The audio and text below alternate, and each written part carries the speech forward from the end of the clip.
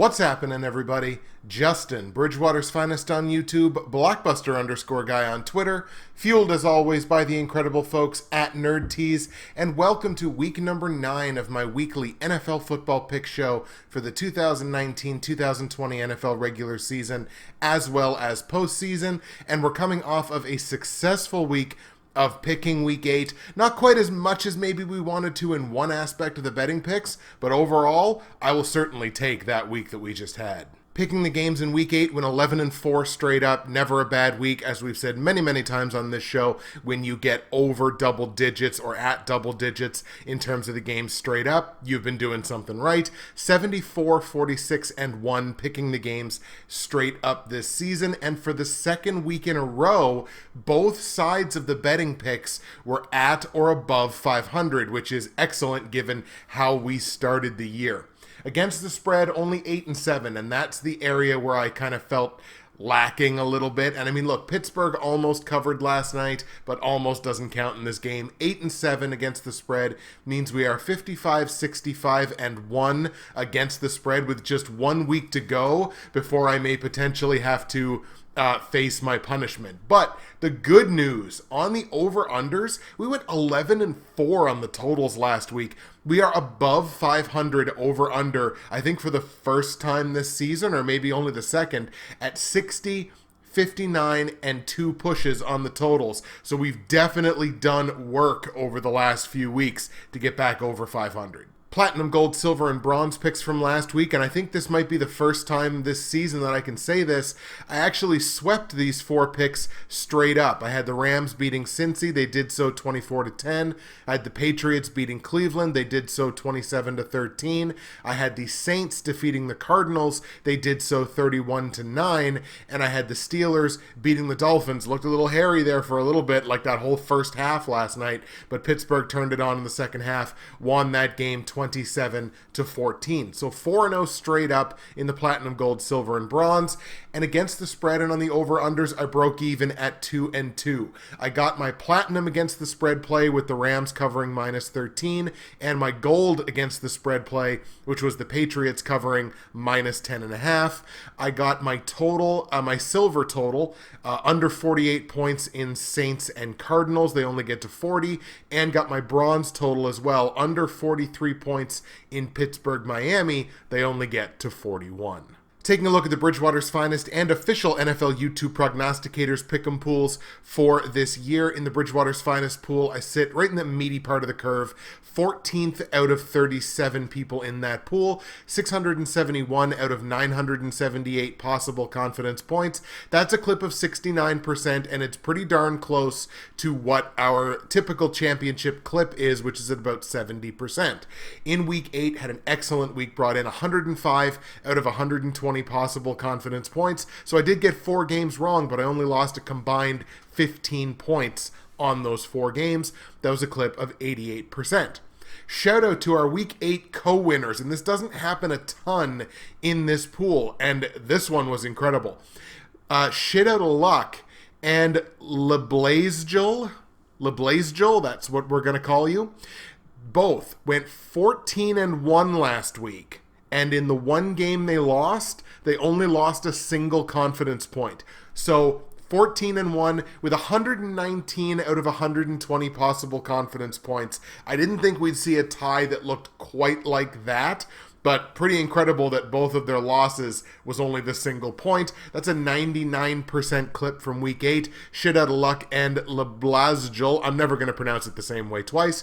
They co-win week 8.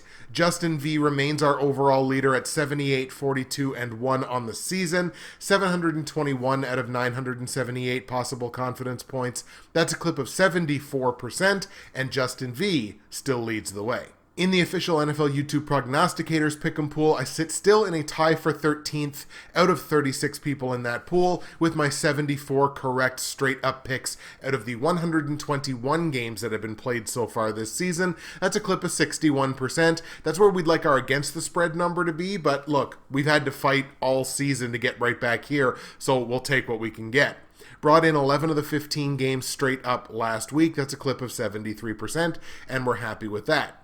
4 teams tied with a 14-1 record last week. So I won't mention all the names, but the top 4 teams in the pool all went 14-1 last week. That's a 93% clip picking the games straight up, and all 4 of them co-tie for the Week 8 victory. West Coast Martin remains our overall leader in the official YouTube Progs pool. 81 correct straight-up picks out of the 121 games played this season. That's a 67% clip. So shout out to Shit Outta Luck, leblazjl, and the 4 teams that tied at 14-1 for winning Week 8, and JustinV and West Coast Martin for remaining our overall leaders in the pools. Taking a peek into Fantasy Corner to see how my 8 fantasy football teams did in Week 8 action. I guess that's a champagne week in some weird ways. I only went 5-3, so we've certainly had better fantasy weeks than that this season. In my dynasty pools, though, was really, really interesting. One pool was not remotely competitive, and the other one took a Monday Night Miracle from a defensive lineman in order for me to pick up the win. And that was in my pool, the Professionals Dynasty Fantasy Football League. I picked up the win against my friend Steven. Max Maniacs is the name of his team. And it took a Cameron Hayward sack in the 4th quarter for me to win that matchup by like a single point, I believe it was. That moves me to 6-2. I'm in 3rd place in that pool, and I'm feeling real good about it. In the NFL YouTube Prognosticators Fantasy Football League, that was the matchup that was not close. Gio absolutely served me my lunch in that matchup. I think he beat me by close to 30 points. That moves me down to 7-1 and drops me all the way to 3rd place, and that's how competitive this pool is. There are no longer any other undefeated teams. I have Week 9 matchups coming up against Tim's crazy team in the Professionals League, and a team that is only a couple of emojis, so I'm just going to call him Two Tight End Man. I got a matchup against him in Week 9 as well in the Progs League. Those are both projected wins for me right now, but obviously coming off a 5-3 week and with a pretty deadly bye week this week, I got a lot of work to do. So, Gio and Steven, thank you so much for the matchups from last week. And Tim and Two Tight End Man, let's go. And I'll take this opportunity, as I always do, to remind you that if you go to the description of the video on YouTube or of the audio file on SoundCloud, iTunes, or wherever you get your favorite podcasts, and there's a lot of you. I'm getting more podcast listens this season than I have any other season that it's been a podcast. So, hey, shout out to the podcast crew. You can go to the description of either of those files and you can find all of my results from last week, all of my straight up against the spread and over-under plays for Week 9 in the NFL, information on joining the Bridgewater's Finest or official NFL YouTube prognosticators pick'em pools. It is never too late to join the pools. I know I say it every week, but it is literally never too late. Put your picks up head-to-head against mine. If you happen to win a week, get yourself shouted out on the show. You can find information on joining the NFL YouTube Prognosticators Facebook page. And you can find information on my great friends and sponsors at NerdTees. Ladies and gentlemen, when I woke up this morning, I felt really sore. I don't know if it was the way that I slept or what it was, but my left shoulder is killing me. The only thing that takes my mind off of this left shoulder is the delicious, delicious cup of tea that I'm sipping on from nerdtees.ca as I record this episode. Nerdtees.ca, use that promo code BWFinest. You're going to save yourself 15% at checkout. You're going to get your free shipping on any order over $75 if you're in Canada. And if you're in the US, 2 clicks of a button, everything is in US dollars for you, and you get an excellent conversion rate. Today's blend is cookie dough. I wanted some comfort food after injuring my shoulder by sleeping somehow. So, you know what? A cup of tea that tastes like cookie dough, that's the next best thing. I will certainly take it. Nerdtees.ca, use the promo code, save the money, get the free shipping, find yourself something to love, or find someone you love something to love. It is still not too late for Christmas. You can do it at nerdtees.ca. Just a 14-game slate in the NFL this week, including another London game, which is where we'll start talking about the games.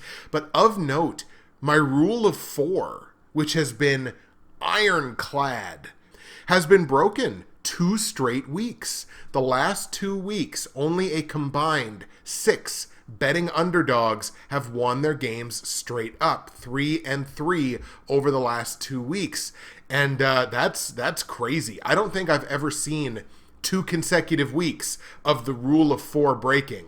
I don't expect it's going to happen 3 in a row, but with that said, let's talk about the games. So as I mentioned, we're going to kick off the week traveling across the pond to London. I believe this game is in Wembley Stadium. The Jacksonville Jaguars serving as the home team here, playing host, quote unquote, to the Houston Texans. And this is a battle of the AFC South. Right now, the Houston Texans at 5-3 in the division. Jacksonville even money at 4-4. Houston, their offense clicking really, really well. 212 points in 8 games. So they're playing quite well. The defense, you'd like to see them play a little bit better. That's going to be a problem given what happened to a prominent member of their defense from last week. Both of these teams come in having won last week. Jacksonville actually has won back-to-back games. Both teams have won 3 of their last 5. I mean, both of these teams had very winnable games at home last week. Jacksonville handled the New York Jets, basically doubled them up 29-15. Houston had some problems with the Oakland Raiders, only winning that game by 3, 27-24. Both teams already have 4 wins against AFC opponents this season, and each of them are currently sitting on 1 single division win. So this is going to be a tight matchup, especially given that it's being played on a neutral field. Texans come into this game with the number 4 total offense in football, as well as a top 10 scoring offense. They currently sit at number 9. Jacksonville, to their credit, they've got a top 10 total offense as well. They're just sitting there at number 10, but look, top 10 is top 10. As I kind of alluded to a little bit earlier, we got an injury, a major injury concern for the Houston Texans, but there's injury issues on both sides.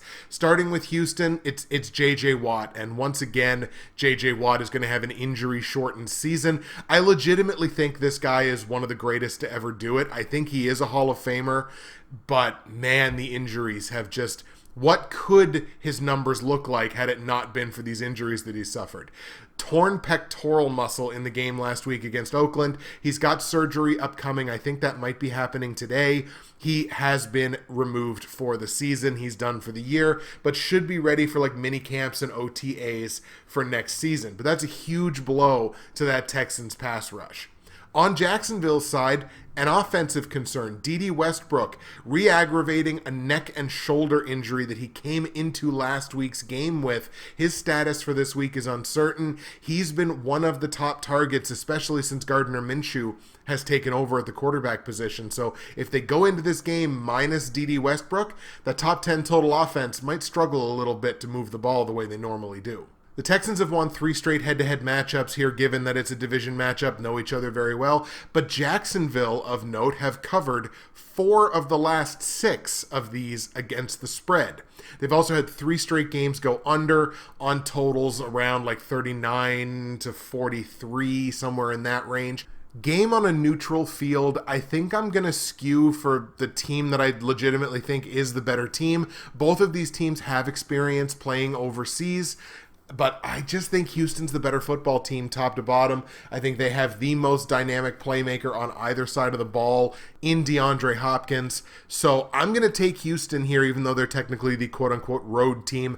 I'm going to take the Texans against Jacksonville in London. Houston beats the Jags. On the line, Houston are 2.5-point favorites in this game on a neutral field. I like them to win. It's a small price to pay. I'm going to lay those 2.5 points. Take the Texans minus 2.5. Total in the game set at 47 points, but I actually capped this thing somewhere around a mid-50. So, you know what? It is going against the trend of the 3 straight unders and everything, but I do think this game winds up being a little bit of a shootout, actually. So I'm going to go over on this one. Let's go over 47 points in Houston-Jacksonville, again, realizing I'm kind of going against the trend. Let's go Texans 29, Jags 26. Let's go to Kansas City now, where the Chiefs are going to play host to a Minnesota Vikings team that's going to come into this game on the long week, having played on Thursday. The Chiefs minus Patrick Mahomes dropped a 7-point decision at home against Green Bay last week, 31-24. That was an excellent offensive performance from the Packers. Kansas City, you could see the notable difference between Patrick Mahomes and basically anybody else, although Tyreek Hill had himself a heck of a game. The Vikings handled their business, beating the Redskins 19-9 on Thursday evening. No real surprises there, especially given the game was in Minnesota. Chiefs still have what amounts to a 2-game buffer in the AFC West at 5-3. Raiders are behind them, but they're at 3-4, and no other team in this division has scored more points than they've allowed defensively. The Chargers are even money at 157 each, but I don't think the Chiefs are sweating any of the teams, right now at least, that are behind them in this division. Meanwhile, the Vikings have to keep winning. They have to keep winning to keep up with Green Bay. Minnesota at 6-2, Green Bay still at 7-1, so that is very, very close. And both of these teams, both Green Bay and Minnesota, have won their last 4 straight. The way I look at this matchup, I see one team that should have a much easier time moving the football than the other team will, and that team's the Minnesota Vikings. They're the number 3 total offense in football. They're also a top 10 scoring offense at number 10. Meanwhile, the Chiefs have a bottom 10 total defense. They're still only at number 24 in the league in terms of total defense, not doing a great job stopping people moving the ball, and that doesn't bode well against a top 3 total offense. The Chiefs, no slouches in their own right. They're a top 5 total offense at exactly number 5 and a number 4 scoring offense. Now, of course, the vast majority of that has come with Patrick Mahomes, but they're going up against the top 5 total defense here in Minnesota. Even though the game's in Kansas City, there's one defense on this football field that I trust, and it's the Vikings, and that's the way I'm going to have to skew in this one, where the offenses are relatively similar. I would even give the edge minus Patrick Mahomes. I'd still give the edge to the Minnesota Vikings. So we're going to have to go Minnesota in this one. Let's take the Vikes on the road in Kansas City. On the line, Chiefs are 2.5-point dogs at home. I like Minnesota to win. Once again, like the previous game, relatively small price to pay. We're going to lay those 2.5 points, and we're going to take the Vikings minus 2.5. Total in the game set at 49 points. Again, like the last game, I have this capped somewhere in the mid-50 range. I'm relatively comfortable with that. So I think we're going to go over on this number 2. We're going to go over 49 points in Kansas City, Minnesota. Let's go Vikings 32, Chiefs 24. Let's go to Miami now. Battle of the basement dwellers in the AFC East. The Dolphins coming off the short week, off of that loss last night on Monday Night Football to Pittsburgh. They're going to play host to the New York Jets. Now, the Jets are on the tail end of back-to-back road games. They lost last week. Boy, it's funny because, like, in a game that I think holds so little interest in the grand scheme of the NFL, it's not the easiest game to pick. Look, these two teams have won a combined 1 game this season. Jets are 1-6, Dolphins are 0-7. Jets have a significantly better scoring defense, but neither one of these offenses is really putting up many points. And at the very least, we did see with the Dolphins last night with Ryan Fitzpatrick, they can at least put up some points. Not only are these the 2 worst scoring offenses in the NFL, they are the 2 worst total offenses in the NFL, so don't expect to see a lot of fireworks in this football game. But of note, the Dolphins have won 3 straight head-to-head matchups and have won 3 straight in Miami, with 4 covers and a push in the last 6 against the spread. So Miami's betting picks have looked really, really good in this head-to-head matchup over the last, that's basically 3 years. We've also had 3 of the last 4 head-to-head matchups go under on totals that are relatively similar to this one, so I'm willing to bet that you can guess where I'm going. In a battle of 2 really bad teams, might as well take the underdog, and especially where the underdog is at home. I'm going to take the Miami Dolphins to get their first win of the season. Let's take Miami, even though they're on the short week, to beat the Jets, who are on back-to-back road games. Look, nobody wins in a matchup like this. The fans don't even win, but one of the teams has to, and I'm going to take the Dolphins. On the line, the Dolphins are 5-point dogs at home, and I don't think that's justified one little bit. I like them to win, so I'm taking those 5 points. Even if you don't like them to win, that's a hedge all day long. Total in the game is set at 41. I don't have this game cracking 30 because neither one of these offenses can score very much. So we are going to happily lay up and say under 41 points in Jets-Dolphins. Let's take Miami 14, Jets 13. Let's go to Philadelphia now, where the Eagles are going to play host to the Chicago Bears. Philly was a winner last week, a mirror score 31-13 over Buffalo in Buffalo. That was one of the more surprising outcomes for any game last week. Philly definitely flexing some muscle on a really, really good defense. Meanwhile, 3 straight losses for the Chicago Bears, even though they are a really good defense, man, that offense is letting them down. How bad are they letting them down? Chicago is the 5th worst total offense in football. They are also a bottom 10 scoring offense, them being number 27 in the NFL in terms of points on the board. Now, they've mitigated that at least a little bit by having that top 10 total defense. Like I mentioned, they're still number 7 in terms of total defense. So it will be more difficult for Philly to move the ball. But looking at what Philly just did on the road to a better defense than the Chicago Bears, I find it very hard not to pick the Eagles in this game, especially where I don't know what I'm going to get from the Bears on the offensive side. The Eagles are kind of middle of the road in almost everything. They're middle of the road in most offensive categories, middle of the road in most defensive categories. So if you look at the Eagles as for more or less, for better or worse, kind of a baseline of NFL teams right now, at least by the numbers, I can't trust this Bears offense, especially on the road. I can't trust them to put up enough points to beat that baseline team. I'm going to take the Eagles here, especially on the tails of, like I said, a pretty good performance. Let's take Philadelphia at home to beat Chicago.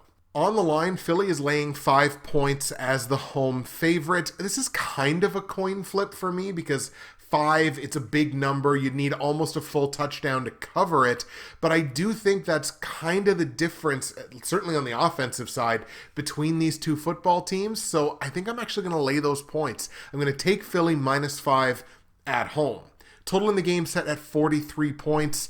I don't have this game touching 40. I think it's a mid-30-ish type game. So I'm going to take the under on that one once again. We're going to go under 43 points in Philly-Chicago. Let's take Eagles 20, Bears 14.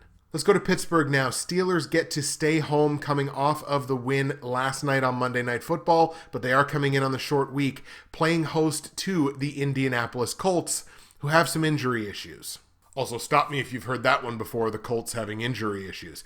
Look, Colts are leading their division right now. They're at 5-2. Texans are at 5-3, so they only have that lead based on the Texans having played one extra game. But the Colts have won 3 straight football games, and I get the distinct feeling that this is a team of grown-ups. And when I say that, it's got nothing to do with age, but it's got everything to do with maturity and poise and preparation. And this Colts team just strikes me as one of the better teams in certainly in the AFC in those terms. So when we're talking about being prepared, playing solid football, next man up mentality, all the things that the New England Patriots have made their trademark, I think the Indianapolis Colts have many of those things as well. Jacoby Brissett has been very impressive to me in a role that he never expected that he was going to have to face.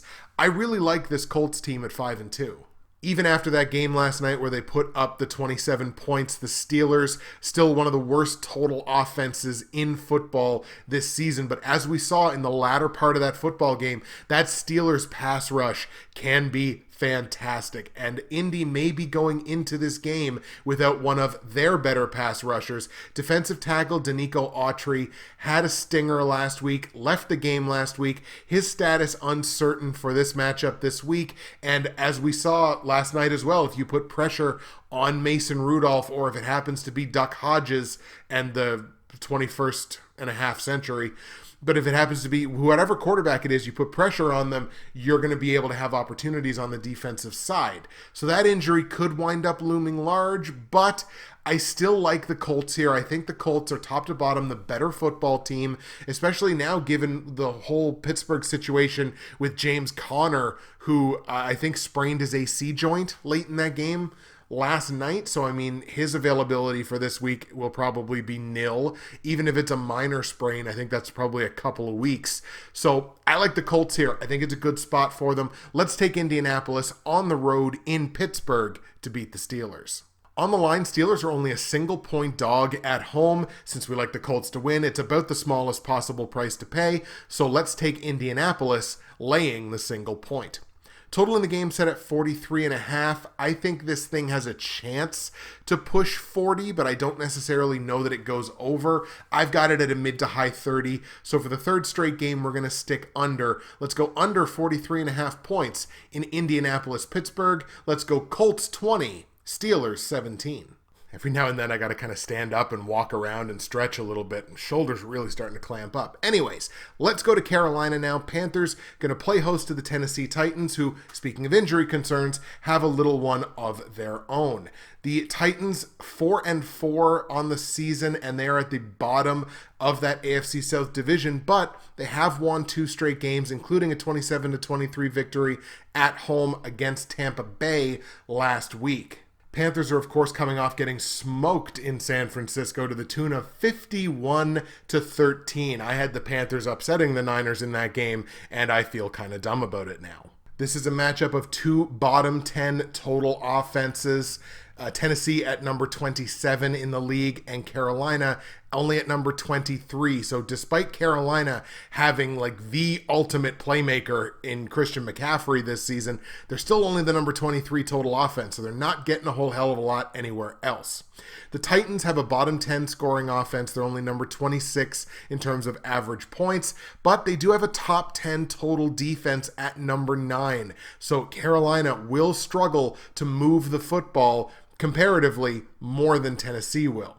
As I mentioned, a little bit of an injury concern on the Titans side. Left guard Roger Saffold is in concussion protocol after suffering a concussion last week. His status for this game is uncertain, which could mean good things for that Panthers pass rush. You know, I can't really explain it much beyond, I just kind of have a feeling about the Titans. I kind of feel like maybe they've turned a little bit of a corner on both sides of the football. Like, that defense is good and it's going to be good all season.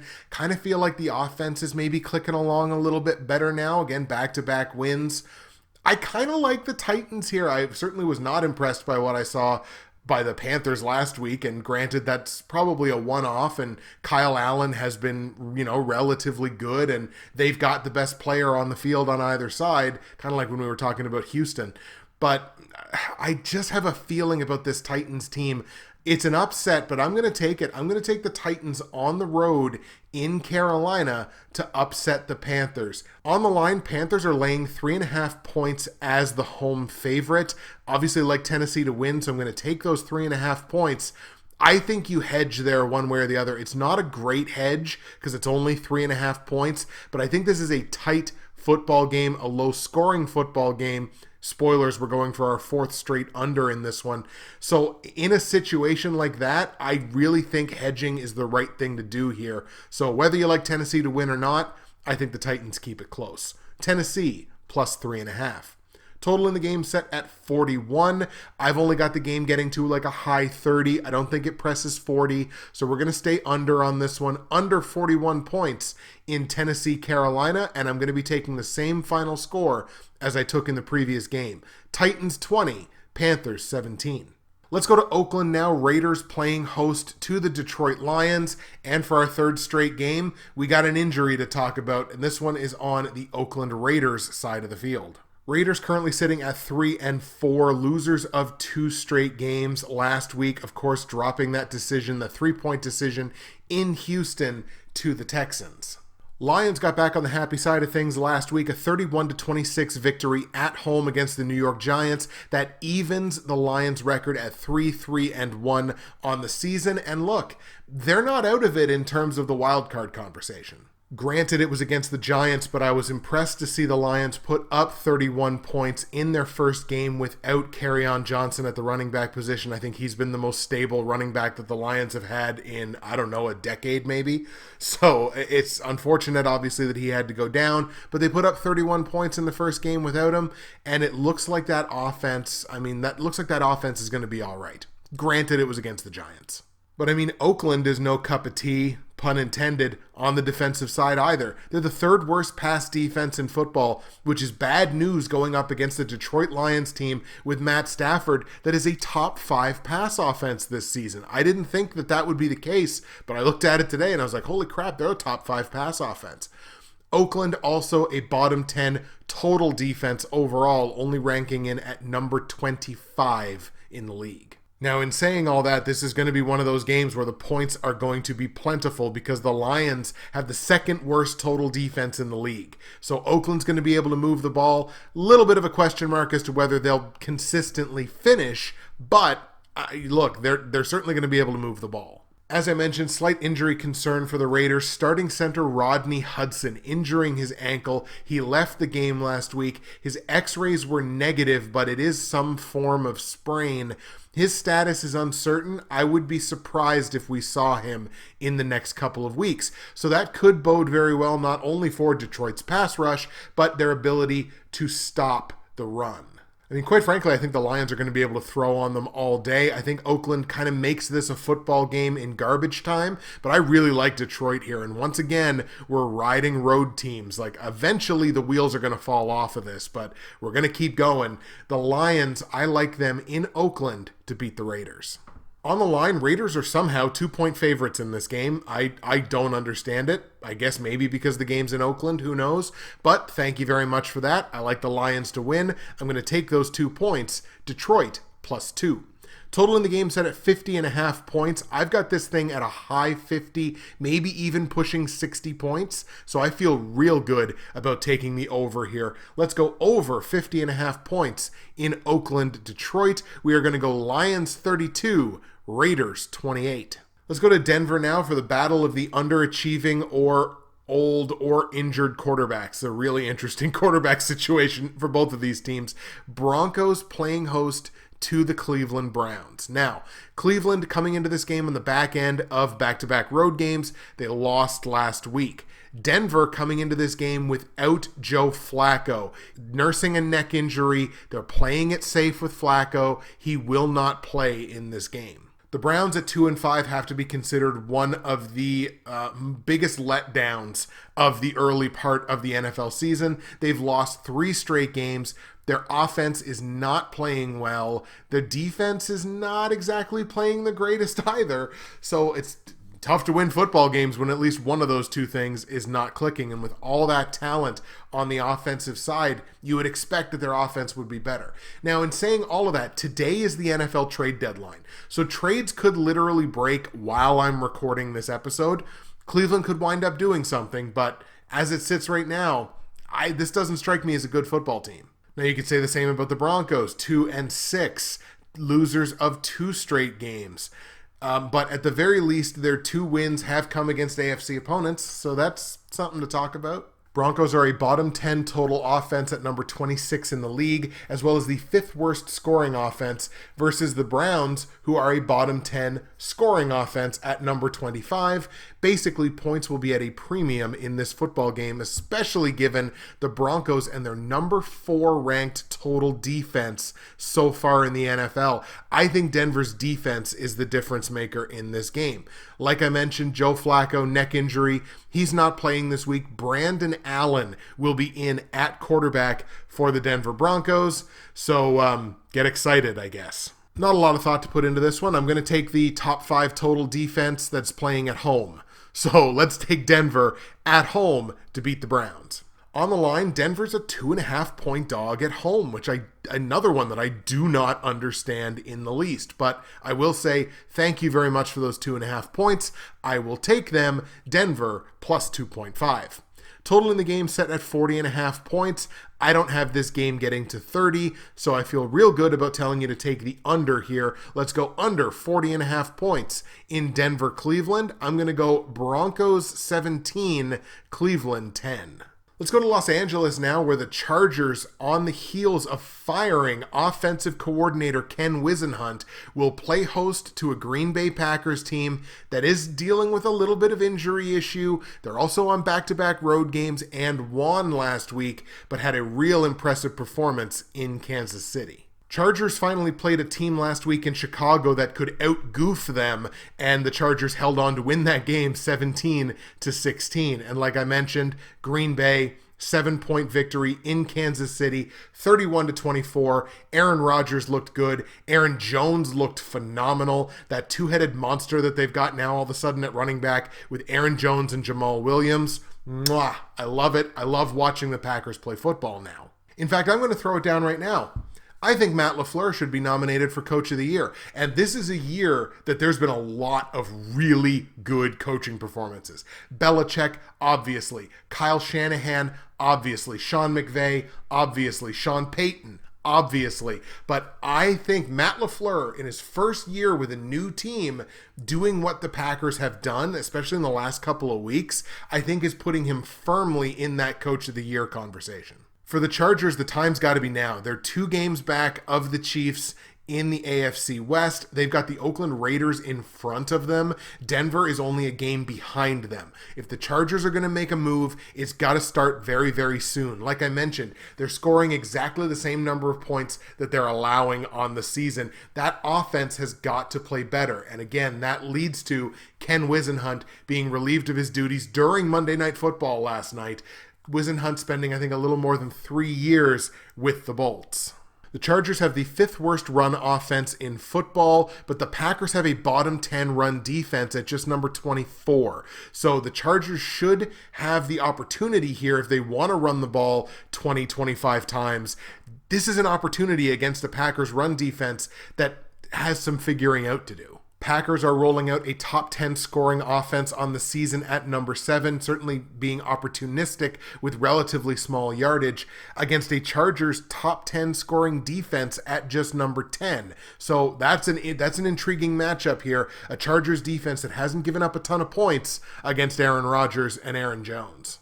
Of injury note for the Packers, right tackle Brian Bulaga injured his hand in that game last week. He left the game. His status is uncertain, but we've seen plenty of offensive linemen play the next week after a hand injury wearing that big club thing. So I would expect to see Brian Bulaga in this game unless it's something more significant than what we've seen.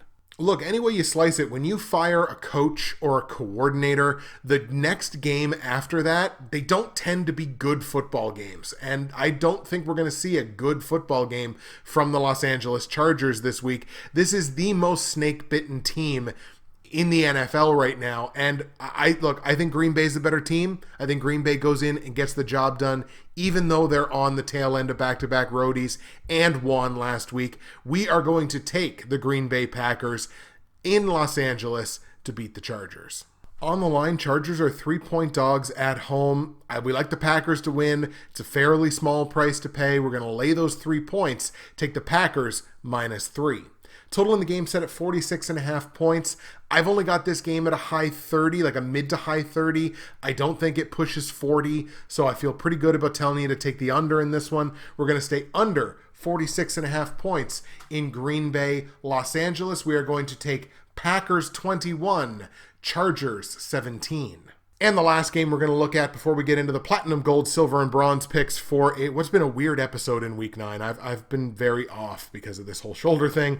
The Baltimore Ravens at home playing host to the New England Patriots. Baltimore coming into the game off of their bye week will be very well rested, hopefully well prepared. A battle of AFC East and AFC North leading teams. Patriots unbeaten at 8-0 right now. And the defense has only allowed less than 10 points a game. It's incredible what that Patriots defense has done against, admittedly, weak competition. The Baltimore Ravens, their offense almost as good, 214 points in 7 games. And their defense giving up a little over 20, but it's really not that crazy. Baltimore at 5-2. This is the game of the season, I think, so far. This is a battle of the 2 best scoring offenses in the NFL. This is a battle of the number 2 total offense in the Baltimore Ravens going up against the number 2 total defense of the New England Patriots. This is the best offense, head and shoulders, that the Patriots have faced this season. This is the game where we find out if the Patriots are for real. I was going to sit here and give you the reasons why I think the Patriots are going to win this football game. And as I was about to start talking, I'm like, do you believe this? Do you really believe this personally, or is this just something that you're saying? Because there's a significant difference between those two things. You know what? I don't. You know what I do believe in? I believe in Lamar Jackson. I believe in the Baltimore Ravens. I think Baltimore wins this football game. That's the way I'm going to go with it. The heck with it. The heck with what the numbers say. We know how stilted the numbers are because New England hasn't played anybody. This is the only team, actual team, like football team, that they've played this season, basically. The Baltimore Ravens are going to win this football game. I'm taking Baltimore at home, upset of the season. Ravens beat the Patriots. On the line, the Ravens are 3.5-point dogs at home, which is completely understandable and completely justified from a Vegas perspective setting this line. I like Baltimore to win, so I'm going to take those 3.5 points. And if this number climbs anymore, which somehow I get the sneaking suspicion that it might, if it climbs to 4.5, I think you should grab it as a hedge because I think this is going to be a close game one way or the other. Total in the game set at 45 points. I've got it capped at a high 40, maybe pushing 50. So it's got to be a little bit of a sweat, but I do think it goes over. So we're going to go over 45 points. In Baltimore, New England, we are going to take Ravens 25, Patriots 24. Could be a Justin Tucker field goal right at the last minute, but I like the Ravens to win this game. All right, folks, here we go. Platinum, gold, silver, and bronze picks for Week 9 of the 2019 NFL season. We'll start at the bottom, as always, with the bronze pick, where I am 3-5 straight up, 1-7 against the spread, and 2-6 on my totals. This game sees the Seattle Seahawks at home playing host to the Tampa Bay Bucks.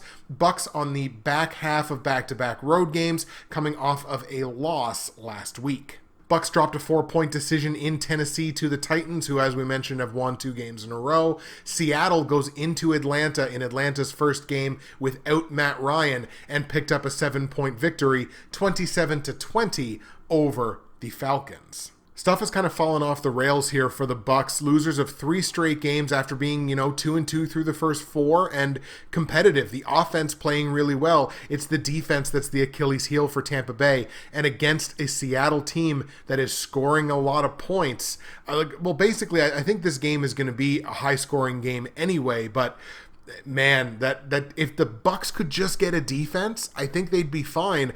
I think they'd be competitive in the wild card race, but instead, they're 2-5. Like I mentioned, this is a battle of 2 really good offenses. Seattle's a top 10 total offense at number 9, where the Bucks are the number 5 scoring offense in football. So expect lots of points. I just don't see Tampa Bay going into the 12th man, going into Seattle and beating the Seahawks. So we're going to take Seattle at home to beat the Bucks. On the line, though, Seattle's a 6.5-point favorite, and that, I think, is just too many for me.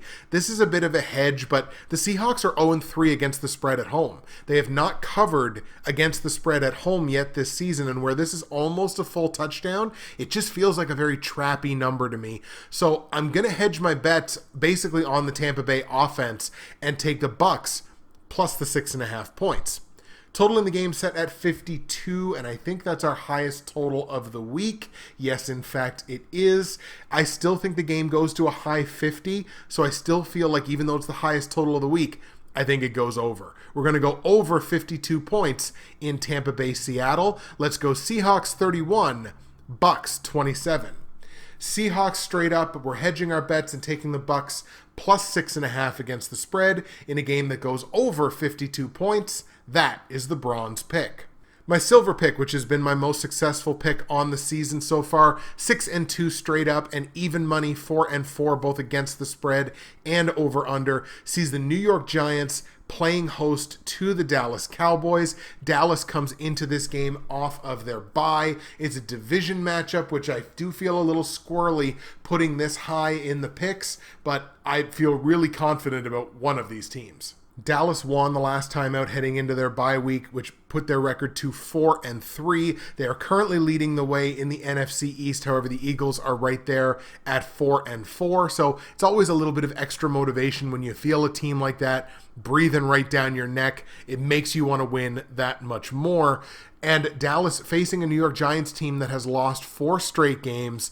I don't think... Oh, they do have a division win. They have won a division game. So I can at least say that. They have won a division game. But at 2-6 and a defense that's playing really, really poorly, I think defense is what winds up being the difference in this game. Because the two offenses... I mean, when Saquon's rolling, the two offenses are at least a little bit comparable. But again, this is the real difference here. The Cowboys are the number 1 total offense in football. They're also a top 10 scoring offense at number 6. The Giants, the 5th worst total defense in the NFL this season.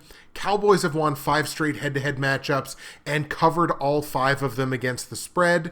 This head-to-head matchup has also had 2 straight games go over after 5 consecutive unders in and around this number. I think you got to like the Cowboys here. They're head and shoulders, to me, the better football team, especially on the defensive side. Even though the game's in New York, let's grab Dallas here. Cowboys beat the Giants. On the line, originally, Dallas was only a 3-point favorite on the road. That number climbed overnight from -3 to -7.5. So I'm grabbing it while I can because I still think that's a relatively justified reflection of the difference between these two teams. So I'm going to go ahead and grab that. Let's grab Dallas -7.5 at New York. Total in the game set at 48 points. I've got this capped at a mid-50, so I think it definitely goes over on this number. We're going to go over 48 points in Dallas, New York. We're going to go Cowboys 38, Giants 16.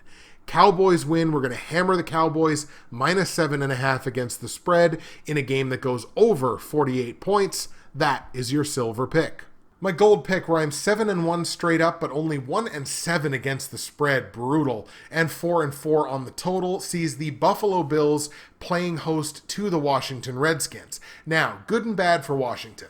They're coming into this game on the long week, so they had the extra couple of days of preparation. However, it is still back-to-back road games for them, the tail end of back-to-back road games, coming off of that loss against Minnesota last week. Both of these teams, in fact, coming into this game off of losses that were relatively non-competitive. I mean, Washington only lost by 10, but I mean, Buffalo got blown out in their own building by, I think a little bit of an underrated Philadelphia Eagles team. Well, they ain't playing the Philadelphia Eagles this week. They're playing the Washington Redskins, who I do not believe will be able to move the ball on this Bills defense. I'm willing to call that Bills game a one-off. Hopefully they don't do it again, but I'm willing to call that a one-off.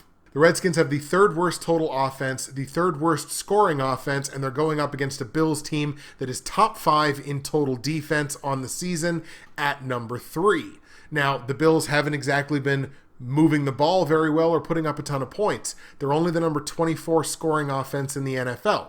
But Washington is a bottom 10 total defense. They're only at number 26. Buffalo will be able to move the ball on the ground and through the air. I was happy to see them get Devin Singletary involved in the pass game last week. He had a receiving touchdown, I believe. I want to see more of that from Buffalo in a game where they should be able to do basically whatever they want and showcase whatever skill set they want to showcase. I'm on the Buffalo Bills heavy in this game. Let's take Buffalo at home to beat Washington. On the line, the Bills are 9.5 point favorites. Ay. Okay, this is a coin flip, and it feels bad to do it. But I'm going to lay those 9.5 points. Don't get me wrong. The offense for the Bills does not justify being a 9.5 point favorite, but the defense against the Washington Redskins does. I could easily see Washington not finding the end zone in this game. If they don't, if they only have like a couple of field goals or maybe even one, Buffalo only has to get to 2 touchdowns. So I think they're capable of doing that. So I've got to lay those points. We're going to lay the 9.5 on Buffalo as the home favorite. Bills -9.5. Total in the game set at 37 points, and I think it stays under. I've only got this thing at like a mid-20. I don't think it touches 30, so we got to stay under 37 points in Buffalo, Washington. We're going to take Bills 23, Skins.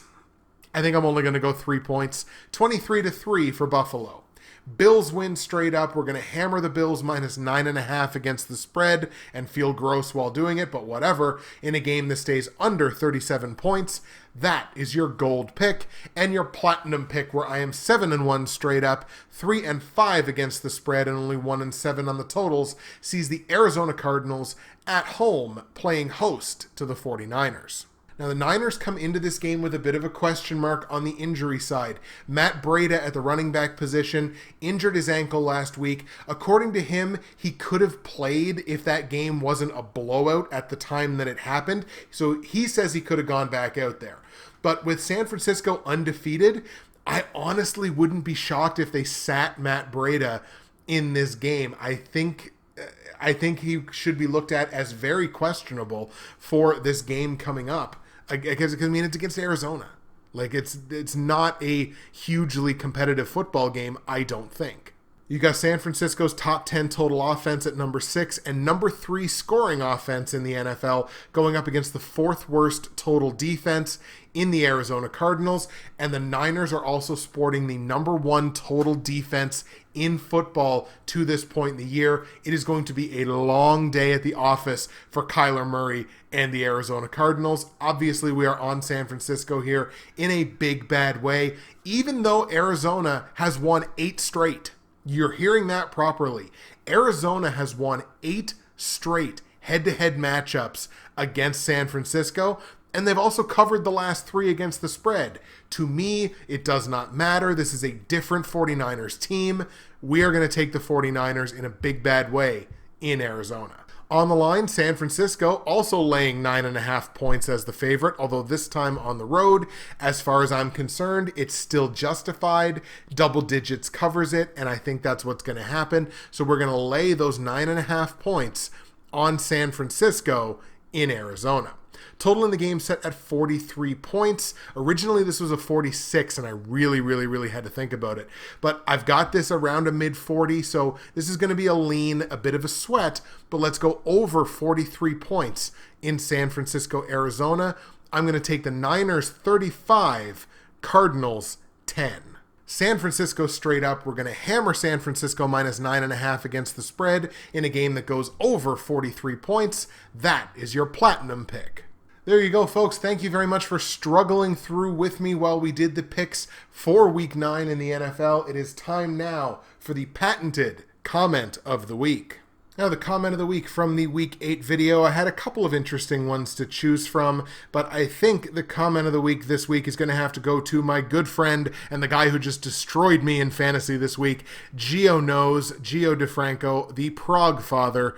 And his comment from the Week 8 video last week was, Martin, that being West Coast Martin, is the best year after year at picking up the straight-up winners.